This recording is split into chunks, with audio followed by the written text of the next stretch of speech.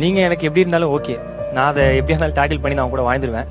நீங்க என்னை பத்தி தெரிஞ்சுக்கணும், நான் யாரு, என் லைஃப் ஸ்டைல் எப்படி இருக்கு, ஏன்னா நீங்க தான் கூட வாழ போறீங்க, எப்படி இருக்குன்னு தெரிஞ்சுக்கணும். எங்க ஃபேமிலி பெரிய ஃபேமிலிலாம் கிடையாதுங்க.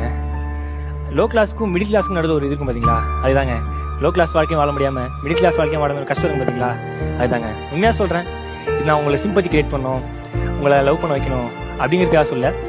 எனக்கு ஆசை தான், முடிகளெல்லாம் வெட்டிக்கின்னு அப்படி ஷாருக் கான் மாதிரி நந்து போனோம், எங்க அப்பா அம்மா பார்த்து சந்தோஷம் போகணும்னு ஆசை தான். துட்டு யார் தருவா, யாருங்க தருவா, யார் தருவா?